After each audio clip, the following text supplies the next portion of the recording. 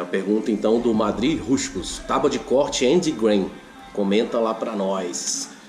Então, tábua é um assunto à parte, né? Tábua de corte, porque, poxa, renderia aqui uma live de 10 mil horas, muito fera e tal. Eu sempre me amarro em falar sobre tábuas também. E eu acho que a tábua tem uma parada muito fera, né? Que é tipo a madeira na essência ali. Porque é praticamente madeira e cola. Quando tem cola, né? Porque dependendo do modelo, nem cola tem. Então é o formato que você dá, a característica que você consegue colocar na tábua e que chama a atenção das pessoas. E eu acho muito maneiro porque tem essa coisa de ser só a madeira, né? Sei lá, é a madeira na sua arte, vamos dizer assim, mais natural possível. Então, lógico, é cheio de detalhezinhos, mas que é um mundo muito fera que, porra, eu me amarro pra caramba. Inclusive falando do lado empresarial, né, vamos dizer assim, tem um mercado gigante.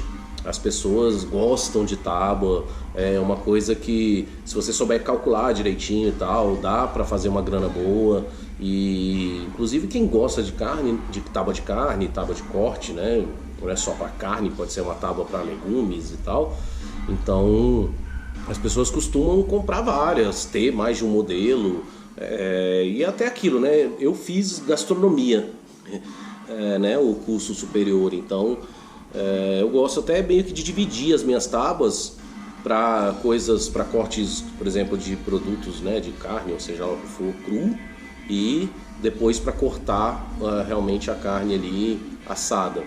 Por conta de contaminação cruzada e tal, é aquilo. Para negócios mesmo, né, restaurante, bar, sei lá, seja lá o que for do ramo, tem que ter tem a regulação lá, as normas, né, da Anvisa. E a Anvisa, assim, já teve... Isso é mó reviravolta também, assim, é um assunto que vai pra lá, vem pra cá, cada um fala uma coisa, enfim. Mas eles meio que proibiram para uso profissional a madeira. E tem que ser aquelas tábuas com cores, por isso que elas têm várias cores, porque daí você separa, né, pra carne vermelha, frango, peixe... para você não ter contaminação cruzada. E inclusive também tábuas para corte do alimento cru e tábuas para o corte do alimento já assado. Então é um risco muito grande. Mas já saíram alguns estudos também falando que a madeira também é boa, não precisa ser só de policarbonato. Então assim, isso é uma discussão que eu não vou entrar aqui também, porque é mais dirigida, né, para quem é o profissional ali de restaurante, de alimentação, tá? Mas as tábuas de corte em madeira, isso para o cliente final, para casa das pessoas e tal, existe aí uma gama de tipos, modelos, e as pessoas gostam, então assim, é muito fera, tá? Então só fazendo uma introdução assim geral sobre esse negócio das tábuas. E aí quero mostrar aqui para vocês um pouco das diferenças, porque a pergunta, né, do Madrid Rusco foi sobre a Andy Grain. Mas para quem não tem uma noção geral das tábuas, eu vou dar uma passada, tá? Em todas elas e inclusive na Andy Grain, tá? Então, bora lá. Até peguei umas aqui para mostrar. Vamos ver. Ó, essa aqui, por exemplo, é uma tábua que ela foi feita a partir de uma prancha, né, de madeira. Então imagina que isso aqui era um retângulo, né, uma prancha zona que foi cortada nesse formato, tá? Essa aqui é de Muiracatiara. Então são as tábuas assim, vamos dizer, que você consegue fabricar com o menor esforço possível, vamos dizer, tá? Porque você vai pegar a prancha, e aí ela tem que ser desengrossada e tal, né, lixada, e aí você vai dar o formato que você quiser. Mas ela é um pedaço, vamos dizer, da madeira, né, inteiriço, tá? Então você não tem colagem, você não tem nenhum tipo de encaixe, não tem mistura de madeira, é uma prancha e pronto. Você dá o formato que você quiser e a tábua tá pronta, lógico. É isso, acabamento, essas coisas todas, que eu não vou entrar em detalhes aqui agora hoje, porque até tem vídeo sobre isso, sobre acabamentos para tábua, tá? Vou falar hoje sobre as diferenças de tábuas. Então beleza, essa é de uma prancha. Eu tenho uma outra aqui, por exemplo, que é essa aqui. Ela tá bem... Deixa eu mostrar atrás. Essa aqui até tem pezinho, que eu coloquei pezinho nela, tá? Vou até falar o motivo disso. Aqui, na verdade, é a frente dela, né? Só que tá muito feio já. Então essa aqui eu fiz com uma colagem, tá? De ipê e jequitibá. Então ela... São várias ripas, né? Então você vai pegar uma prancha, tá? Imagina que isso aqui é uma prancha maior, né, e tal. Você vai ripar ela e vai fazer a colagem. A grande vantagem daí é que você consegue misturar dois tipos de madeira, né? Então ela fica com essa característica. E aqui a madeira, ela tá, vamos dizer assim, de lado. Então seria o que os americanos chamam de side grain. Eu não sei o termo no Brasil, em português, para falar. Eu conheço isso como side grain. Então são essas que são coladas assim, lado a lado. É importante em colagem, galera. Para tábua de corte tem que ter grampo, porque só assim, se você for colando, vamos dizer, e botar peso, né, vai fazendo a colagem, botando peso, isso não vai grudar direito. E outra coisa importante que tipo é a cola, né? As colas brasileiras normais, elas teoricamente não são aprovadas para contato com alimento. Então, por exemplo, a Titebond, a Gorilla Glue e tal, são colas que são aprovadas como se fosse pela Anvisa, nossa, pelo FDA lá, né, os americanos. Então são colas mais caras, mas que valem a pena, tá? O pessoal fazia com cola natural, que é aquela cola de origem animal e tal, aqui no Brasil, mas eu não sei, eu nunca mexi com esse tipo de cola, tá? Eu sempre fiz já direto com as Titebond. Então o ideal é que você não use aquela cola comum para fazer esse tipo de tábua, porque primeiro que ela não é a prova d'água também. As Titebond, por exemplo, eles têm a prova d'água e tem essa questão do contato com o alimento. E para fazer uma colagem boa, você tem que tipo ter força aqui exercendo de um lado para o outro. Então você precisa ter grampo e assim, eu quando faço eu coloco grampo assim de cima e embaixo. A maioria, o quanto mais eu conseguir colocar de sargento, de grampo, cada um chama de um jeito, né? Melhor vai ficar a colagem, tá? Só que é isso, quando você faz esse ripado, ele tem que estar muito plano, né? E quase sem marcas, assim. Você tem que dar uma boa lixada. O ideal é na plana. Então você vai cortar um ripado, pegou a prancha de madeira lá, total, né? A prancha inteira. Você vai fazer o ripado e você não pode simplesmente tirar da serra de bancada e fazer essa colagem, porque daí você vai ficar cheio de espaço aqui entre essas daqui, não dá pra ver nada, ela tá bem, ficou filé, mas eu passei no desengrosso e ainda dei uma arrumada ali na plana manual, um pouco de lixa, porque você não pode ter esse tipo de coisa. Vamos ver se vai aparecer na câmera, não sei se aparece as marcas aqui que a serra deixa, né, a serra de bancada, o disco, porque na hora que você juntar uma na outra vai ficar um espaço entre elas e aí fica aquela coisa feia de tipo a colagem não fica legal, não fica bonito, o aspecto geral não fica bonito, tá? Então esse aqui é um outro modelo. Assim, o negócio dos pezinhos que eu ia falar, eu particularmente gosto de usar pé, muito porque aí entra de novo naquele assunto que eu falo sempre: eduque o seu cliente, esclareça as coisas para ele. O que acontece? A maioria das pessoas, quando lava a tábua, né? Porque assim, tá num churrascão, não sei o que, largou a tábua lá, nem lavou, enfim, mas vamos partir do pressuposto que a pessoa foi lá, terminou o churrasco dela, a comida dela, ela lava a tábua. Aí ela pega a tábua e bota em cima de uma superfície, né? Da bancada, da pia ali, ela assim, chapada. E aí vai ficar ali úmido pra caramba. Isso é uma das coisas que mais estraga a tábua. Então, tipo assim, sempre tem que orientar. Entro de novo naquele assunto que eu falo toda hora. Oriente o seu cliente. Lave a sua tábua com sabão neutro e seque ela. O ideal é secar com um pano, né? E deixar ela, tipo assim, em pé, ela que tenha o menor contato possível com alguma superfície, para não ficar úmida naquela parte. E o pezinho, esse aqui é um pezinho de borracha, faz um papel nessa hora muito bom, porque a pessoa lava, pode botar ele assim e tem ventilação de ar aqui embaixo. Então ela não vai mofar, ela não vai ficar feia, não vai pegar bactéria, essas coisas todas, tá?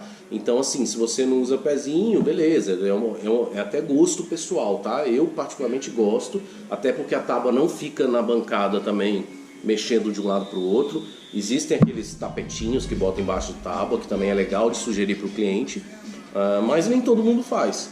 Então isso aqui de usar pezinho é uma maneira de garantir que a tábua não vai ficar ali apodrecendo porque ela está em contato com uma superfície úmida, porque a pessoa acabou de molhar tudo, de lavar a tábua, tá? Então, dica extra. E aí vem as end grains. Eu não tenho nenhuma end grain aqui porque eu fiz uma só e dei de presente, então não tenho nenhuma delas. Mas ela é basicamente o seguinte. Aqui a gente tem, né, esse side grain, que são, então, a madeira foi cortada, ela gira 90 graus e foi colada assim, tá? O end grain é como se fosse essa parte aqui da madeira, tá? Só que tudo isso para cima, né? Assim, a tábua inteira é disso. A end grain ela tem vantagens e tem desvantagem. Porque o que acontece? Ela dá muito trabalho para fazer. Porque você vai basicamente pegar uma prancha inteira, vai ripar ela, tá? Vai fazer a colagem, tem que esperar a colagem, né, terminar o processo dela, tal, o tempo lá de cura da cola e tal. E aí depois você vai cortar ela de novo, todinha nesse sentido, né? Porque aqui ela tá ripada, fez essa colagem. Você chegou nisso aqui, ou seja, você chegou numa tábua pronta, certo? Aí você vai passar ela na mesa, na serra de bancada, assim, e vai tirar esses filetes quadradinhos. Você vai virar de novo e fazer outra colagem. Então ela vai ficar tudo com essa parte do topo da madeira para cima, que é onde você vai fazer o corte do alimento, tá? Então é essa parte de cima aqui replicada. Então isso exige muito trabalho, porque você pega a prancha, faz uma tábua para fazer outra. E tudo isso tem o processo de lixa, tem o processo, né, de desengrosso, essas coisas todas. Então consome muita mão de obra e tempo. Então você tem que estar programado que você vai fazer uma tábua end grain e você não vai fazer ela em um dia. Porque não dá tempo da cola ter o tempo de cura dela total. Porque como a gente vai usinar, vai cortar a madeira de novo, a cola tem que ter o tempo de cura dela total. Então isso vai ficar grampeado lá, sei lá, 24 horas, vai depender da cola que você vai usar, 12 horas que seja, dependendo aí da cola, para depois cortar de novo e fazer uma nova colagem e grampear tudo de novo. Então é um processo demorado, requer mão de obra, requer espaço, porque você tem que ficar ali com essas tábuas todas grampeadas, sei lá, se você contar o número de horas aí, 48 horas, vamos dizer assim, tá? Fora o tempo de lixa e tal. O que acontece na end grain? Por que ela é tão valorizada? Porque ela tende a riscar menos, tá? Aqui, por exemplo, nessa, ela tá toda riscada já, porque essa aqui eu fiz tem muito tempo, tá? Essa aqui é minha, fiz pra mim mesmo. Mas ela já tá toda riscada, porque você vai passando a faca, ela vai cortando. E o que acontece? Imagina que essa prancha aqui, né, é um pincel assim, tá? Eu vou dar um exemplo aqui com esse pincel, ó, tá? Então, essa prancha, vou fazer assim para ficar melhor. Essa prancha aqui é o pincel, tá? Aqui estão os veios da madeira, tá vendo? Os veios estão assim, certo? E aqui no pincel também.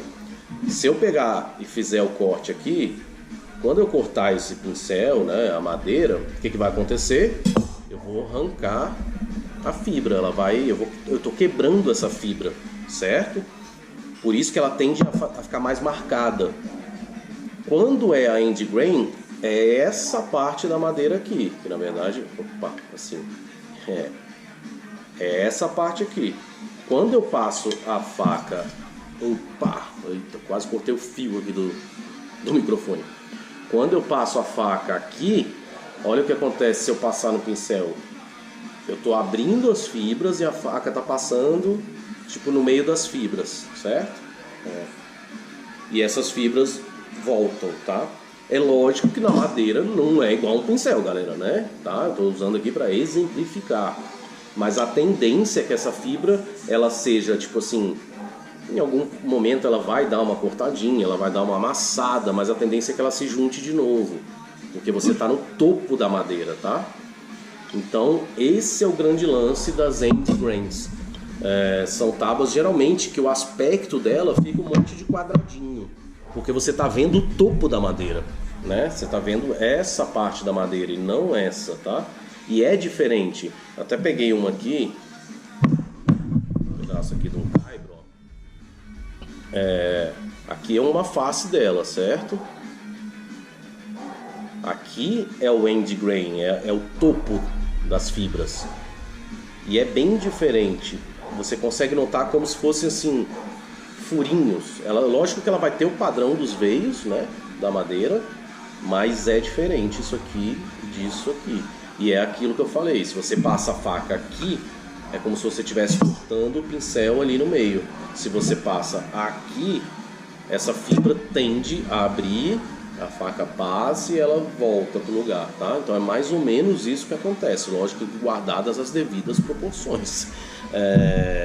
Mas são tábuas que duram mais, principalmente para uso muito intenso, e as pessoas dão valor. Agora é uma tábua que você tem que levar em conta que a mão de obra é bem diferente, né? A mão de obra é o dobro, no mínimo ela é o dobro, tá? Eu acho que dessa primeira que eu mostrei, ela é quase que o triplo de mão de obra.